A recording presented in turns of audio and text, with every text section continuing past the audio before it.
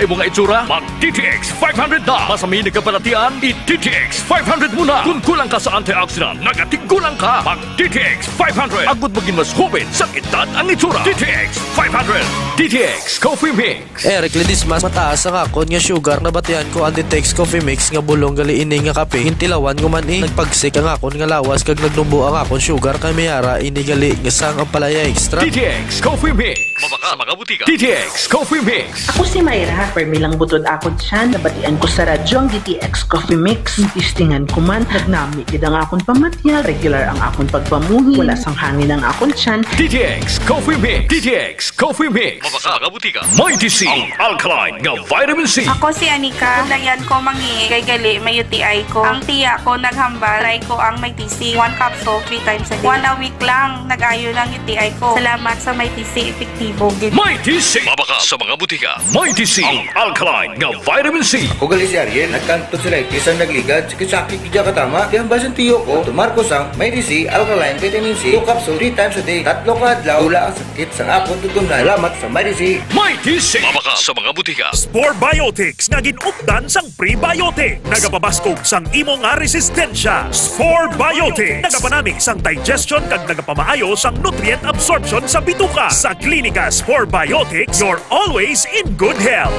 Spore Biotics. Makabulig sa pagtabna sa mga bad bacteria na nagatuga sang infeksyon sa lawas. Ang tagabantay sang maayo nga panglawason kag nagapabakod sang imo nga resistensya kontra balatian tuga sang mga kagaw. Klinika Spore Biotics. Ginapakilala ang bago nga produkto sa merkado para sa aton kabataan. Memory Advanced Syrup. Ini ay isa ka neurobiotic syrup nga nagabulig sa paglimpyo sa mga nagahalit sa panghunahuna sang aton kabataan. Nagabulig kayo sang neurological disorder. Nagabulig improve sang ila panghunahuna. Naga-increase sang serotonin kag para mapabili ng healthy brain alertness and presence of mind sa school sang ating kabataan. I-Memory Advanced yan. Memory Advanced Syrup. Babakat sa mga butika. Sa mga suki namon sa Klinika de Alternativo Medicina and Wellness Center ni Doc Ramil Uy. Good news! Good news! Sarang na kamo makapakonsulta sang libre. Libre? Libre!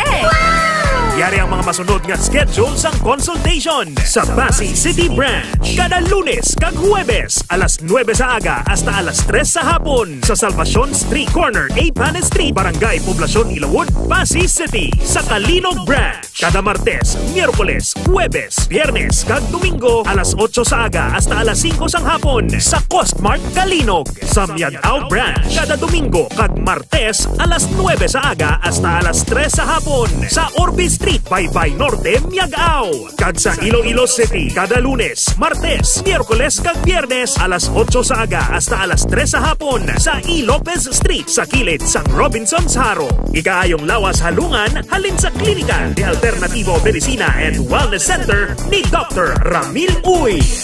K5 News FM, championing the lives of the Filipino. Wow! May puso! Ang himpilan na pinagkakatiwalaan at pinapakinggan sa iba't ibang sulok ng bansa, Luzon, Visayas at Mindanao, and anywhere in the world via Facebook Live at live streaming. 89.3 K5 News FM, Cagayan de Oro, 103.1 K5 News FM, Tacloban, 107.1 K5 News FM, Olongapo City, 97.7 K5 News FM, Dumaguete City, 95.7 K5 News FM, San Jose Antique, 94.5 K5 News FM, Calibo, 100.9 K5 News FM, Rojas City, 89.1 K5 News FM, Pasay City, 103.9 K5 News FM, Bacolod City. Ito ang himpilan na kampyon sa balita, kampyon sa musika, kampyon sa drama, kampyon sa komentaryo at kampyon sa serbisyo publiko sa Iloilo City. 88.7 K5 News FM, championing the lives of the Filipino. The official overall #1 station in Iloilo City, K5 News FM Iloilo 88.7. Oras sa K5 News FM Iloilo, Philippine Standard Time, alas 6:05. Kahit saan, kahit kailan, ang pinapakinggan. K5 News FM. Number one. Ang himpilan ng sambayanan. K5 News FM. Championing the lives of the Filipino. Mga ka-K5, taus-puso po kaming nagpapasalamat sa inyong walang sawang suporta at patuloy na pagtangkilik sa aming mga programa sa 88.7 K5 News FM Iloilo. Kayo ang aming lakas at inspirasyon sa bawat balita at impormasyon na aming inihahatid. Kailanman ay hindi kami magsasawa at mapapagod dahil nakakataba ng puso na kayo ay aming mapagsilbihan. Ito ang nag-iisang kampiyon sa balita, kampiyon sa drama, kampiyon sa musika, kampiyon sa komentaryo at kampiyon sa serbisyo publiko. K5 News FM, championing the lives of the Filipino. Kampiyon sa balita, kampiyon sa drama, kampiyon sa musika, kampiyon sa komentaryo, kampiyon sa serbisyo publiko. Bandera noon, K5 News FM na ngayon. Ito ang kampiyon nga istasyon, K5 News FM, championing the lives of the Filipino. D3 Bio Evening Newscast. The latest and the most comprehensive news of the day. Dito lang mapapakinggan sa D3 Bio Evening Newscast. Mga naglalakihang mga balitang lokal. Balita mula sa Luzon, Visayas at Mindanao. Mga balita sa labas ng bansa. Balitang sport at mundo ng showbiz. D3 Bio Evening Newscast. At ngayon, narito na ang inyong K5 News Team. Ka-K5, Sunny Sarabia Punay at Kimberly Caluyo.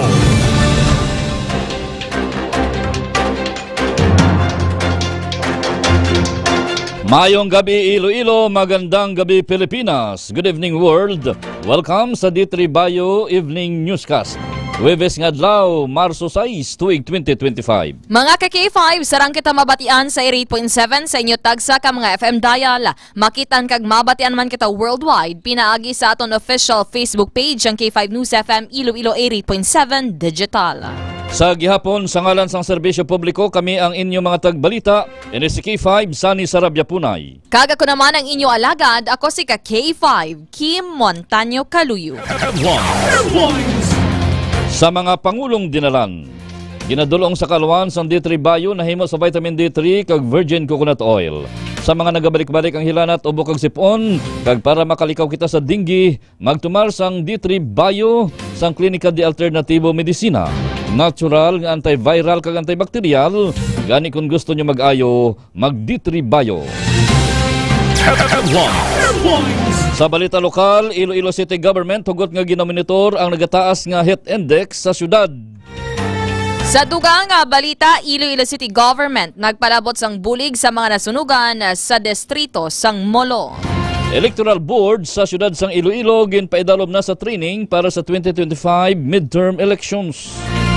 Sa dugang headlines, mag-amay na lumuspatay sa probinsya sang Guimaras. Sa nagapanguna nga balita national, degree mahimo na nga makunyor. Sa dugang headlines sa Balitang National, Department of Education na DepEd, luyag ipatuman ang remote learning system kag indi cancellation of classes kung tuman kainit sang tiyempo. Sa balita international, Pope Francis napaslawan nga makaupod sa World Cup, magahiwat sang halftime show. Tag sa aton balita sa patag sang entertainment, Andrea Brillantes kag basketball player nga si Sam Fernandez nakit-an nga magkauyat sang kamot.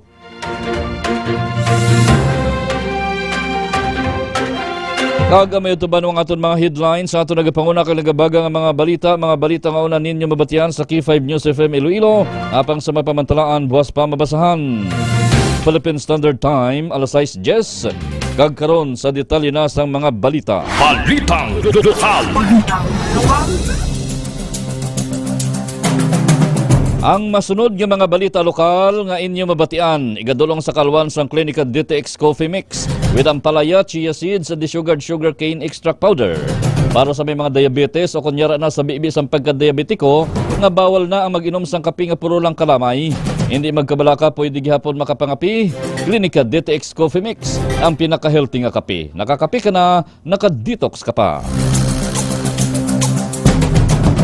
Sa nagapangunang balita lokal, hugot nga ginamonitor sang Iloilo City Government ang nagataas nga heat index sa syudad sang Iloilo. Ini kasunod sa advisory sang Regional Disaster Risk Reduction and Management Council o kun RDRRMC Region 6. Subong man sang DOST Pag-asa kag Department of Health nga kinahanglan nga priprahan ang pagtaas sang tuman nga kainit. Samtang naka-high alert naman ang Iloilo City Response Team kung sa diin ginpasalman si Mayor Jerry Triñas nga dapat sundon ang mga safety measures agud marikawan ang heat stroke. Sa kaangot nga balita. Alas 6:13 ang aton oras sa iban pa nga balita lokal. Nagpalabot sang bulig ang Iloilo City Government sa mga nasunugan sa Barangay Kalumpang Mulos ang nakaligad nga Marso 4. Food packs, sleeping kits, hygiene kits, kag iban pa nga mga bulig ang nabaton sa mga biktima gikan sa City Social Welfare and Development Office o kun CSWDO. Sandig sa report sang talatapan, 3 ka pamilya ang nasunugan o kun 15 ka mga individual, kung sa diin 2 ka balay ang totally damaged kag isa naman ang partially damaged. Samtang padayon sa gihapon ang validasyon o kun validation sang CSWDO agud mahatagan sang financial nga bulig ang mga nasunugan. Sa dugang nga balita sa syudad sang Iloilo, nag-umpisa na ang training sa mga electoral boards bilang pagpanghanda para sa 2025 midterm election sa bulan sang Mayo. Sa interview sang K5 News FM Iloilo kay Mr. Jonathan Saino, ang Election Assistant 2 sang Iloilo City Comelec, nga nag-umpisa na ang training o kon paghanas sang Lunes nga adlaw kag magatapos ini tubtob sa Marso 2 20. Dugang pa ni Saino, mga chairman kag polling clerks ang ilagin pa idalom sa training sa rin dapat mahibaloan sa mga ini ang functions sang vote counting machine, technical process kag ang dalagan sang eleksyon. Magalawig naman ang training sa kada batch sang 3 ka adlaw. Sa kabugusan, yara sa 800 tanan ka electoral boards ang ipaidalom sa training. Sa pihak nga bahin, ang masunod naman yung mga balita lokal nga inyong mabatian, igadulong sa kalwan sang MyTC. Alkaline-based nga vitamin C. Wala sang hapdi sa tiyan, gani pwede gid magtumarbi sa wala sang kinaan. MyTC, labi nga ginpabaskog para nga mas protektado kita kontra sa mga balatian. Nagabulig sa aton nga heart health, agud makalikaw kita sa stroke kag heart attack. Nagapahamis pa sang kutis, gani bisan may edad na hubin gihapon ang itsura. Sa iban pa naton nga balita lokal, wala na sang kabuhi sang masapuan ang 5 ka tuig nga bata nga lalaki nga nagautaw-utaw sa baybayon nga sakop sang barangay si Barrio San Lorenzo Guimaras alas 6:45 kay na sang aga. Nahibalaan nga nagkapan ang motorized fishing boat nga ginasakyan sang bata kaupod ang iamay nga si Jonel Gamilong, 34 anyos kag 2 ka himata nila si Cabano sa nasabit man nga banwa. Nagatinghwa pa nga makaluwasan day sa reel kag lander apang bangod sa dalagko nga mga balod. Wala na sarangan ni Junel. Sang ginbunggoan sang pick-up ang likod nga porsyon sang iya salakyan. Ginpahayag man ni Castillo nga pauli naman si Mario sa syudad sang Pasig nga grapatihan yara sa impluwensya sang makahulubog nga ilimnon. Base naman sa investigasyon nga nagpondo ang sedan nga ginamaneho ni Aidin, sang hinali lang nga nagbunggo ang pick-up sa likod o kon sa likod. Sa riin, wasak ang likod nga porsyon sang auto apang wala naman may pilasan nga mga pasahero, samtang nag-areglohanay naman ang magtimbang nga bahin.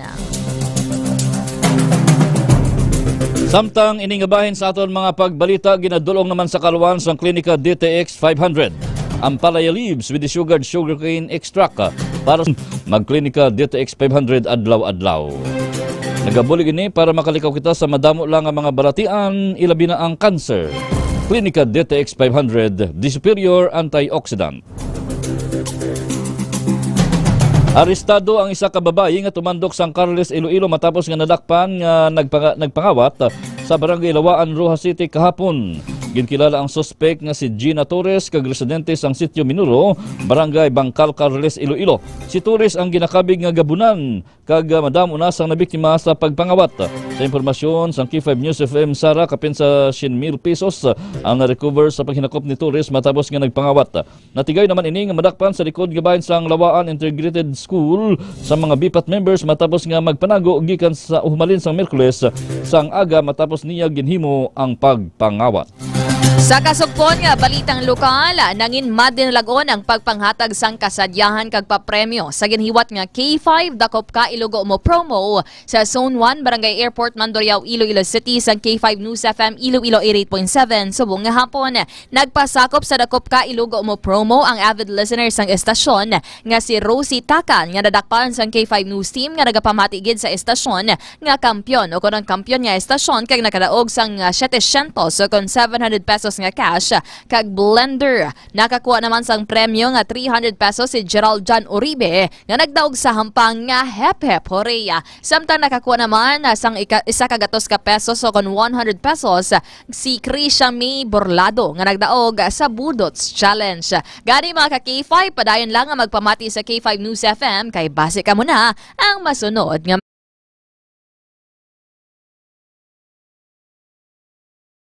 Pangunang nga balita nasyonal, ginadulong sa Kalawan sang klinika DTX Beauty Soap para sa mga luyag magputi kag maghamis ang kutis. Magklinika DTX Beauty Soap adlaw-adlaw kada magpaligo.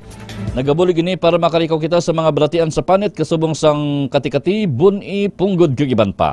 Klinika DTX Beauty Soap na antimicrobial soap pa. Mahimo na nga makakuha sang degree apisar nga wala makatapos sa kolehiyo. Ini santo sa ginpirmahan nga layi ni Presidente Ferdinand Marcos Jr. sang Lunes, Marso 3. Ang kasuguan nga Republic Act No. 12124 o kun ang Expanded Tertiary Education Equivalency and Accreditation Program o kun EETAP ang nagapanugot nga makakuha sang degree bisan wala makatapos sa kolehiyo o kun naka-eskwela. Sa idalom sang EETAP, i-assist, i-validate kag i-assign kagatagan sang kaparehas nga level sang undergraduate level kag special graduate program ang mga ginatun-an gikan sa formal, non-formal kag informal nga sistema sa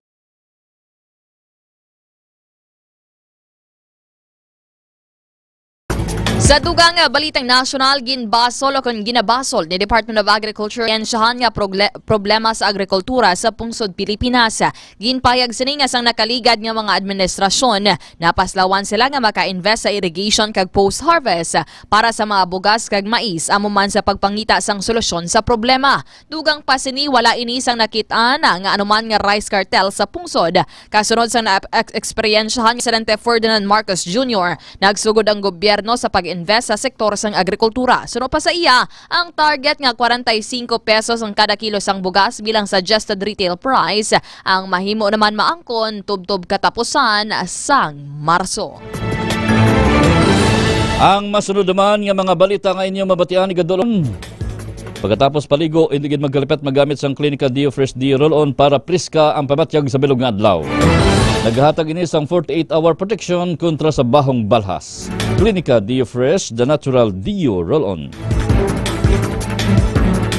Ginabisuhan sa Department of Education o kung DepEd ang mga public school sa pungsod nga apektado sa tuman kainit nga tiyempo nga maghiwat sang adjustment sa oras ang pagsulod sa klase o kung pagpatuman sang remote learning system. Ini ang nangin solusyon sa ahensya sa baylo nga magkanselar sang klase kung maka-eksperyensya sang tuman nga kainit sang panahon.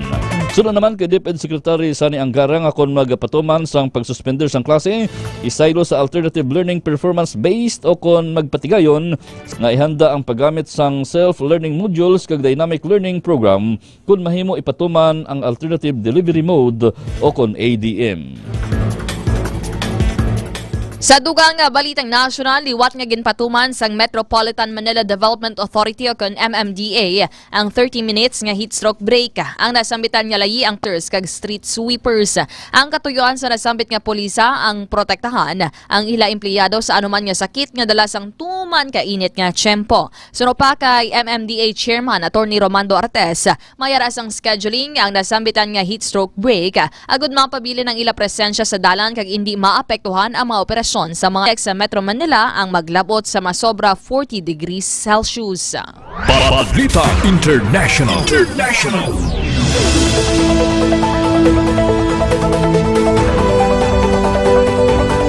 Saylo naman kita banwa sa detalye na sa Balita International. Ginadulong naman sa kalwan sa Extend Food Supplement for Men with Maca and Clavo Huasca. Extend Food Supplement for Men bastante sa tubtob sa 7.2%.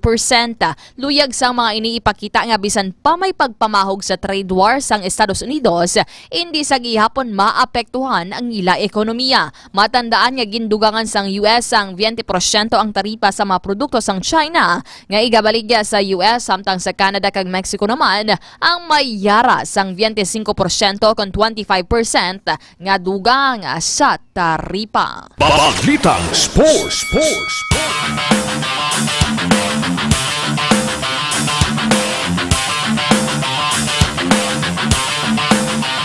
Sa detalye naman sa aton balita sa patag sang hinampang, ginadulong sa kalawan sang klinika Spur Biotics with 80 billion CFU sang good bacteria o kon probiotics.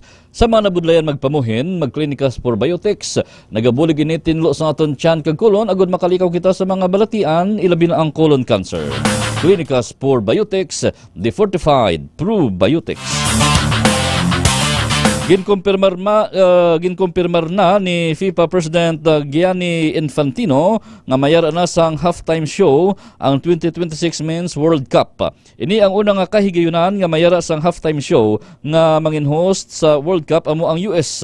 Ang Canada, US kag Mexico ang mangin-host sang World Cup sa masunod nga tuig kag ang finals ang hibato naman sa MetLife Stadium sa New Jersey sa palaboton nga Hulyo 19, 2026. Ginakabig naman ini ni Infantino nga isa ka maragtas nga halftime show. Balitang Entertainment. Sa ato naman balitang showbiz, spotted nga naga-holding hands sa Andrea Brillantes o kon ang aktres nga si Brillantes kagang basketball player nga si Sam Fernandez samtang nagapanglakaton sa pampubliko nga lugar. Ang duha ang spotted nga magkaupod sa isa ka frisbee event kagirhiwat sa Santa Rosa, Laguna sang Pebrero 22 to Pebrero 23. Nakuhaan man sang laragwayang aktres kag ang San Beda College athlete nga nagatanaw sang event sa field.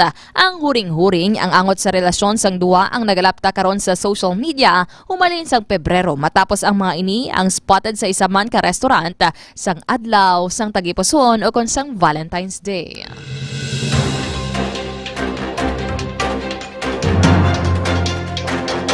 Samtang sa ato naman pinakamaayo nga balita. Sa manugwali 5-2 na gasaling, hindi ka magpadaso-daso sa paghambal. Huna-huna aanay sing maayo antes ka magpromisa sa Dios. Dumduma nga ang Dios yara sa langit kag ikaw iya diri lamang sa duta, gani hindi ka magpataka sang hambal. Philippine Standard Time, alas 6:29. Kagamay ito ba namang kabugusan sa ato nagapanguna nga mga balita sa D3 Bayo Evening Newscast. Mga ka-K5, good evening sa aton suni nga mamaukod nga tagpalamitis. Dira kay Mami Immaculate sa Distrito Sang La Paz.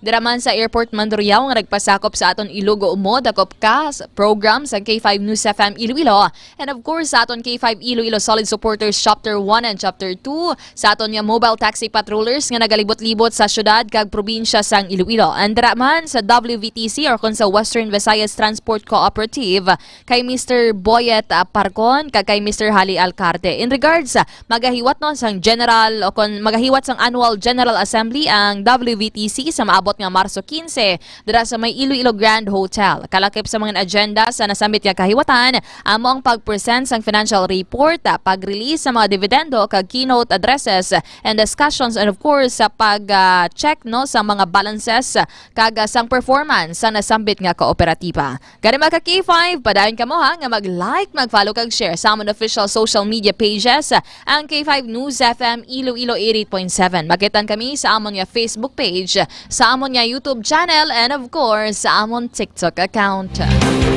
Bantayan ang mga programa sa gabi sa K5 News FM Iloilo. Alas 7:09 ang programa Funpal upod kay K5 Troy Tisoy.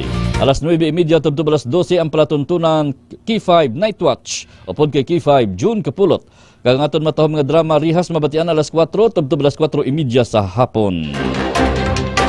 Kag ining bahin sa aton mga pagbalita, buylogman nga ginadulong ni K5 Ray Espiha Umalay nga nagapalangga sa mga taga-Banwa sang Pututan. Sa ngalan sang bugos nga puwersa sang K5 News Center, sa gihapon kami ang inyong mga tagbalita ini si K5 Sani Sarabia Punay. Kag ako naman ang inyo alagad, ako si K5 Kim Montaño Caluyo. Para sa kampiyon nga balita, serbisyo publiko kag kalingawan sa Iloilo, number 1 na kita. K5 News FM. K5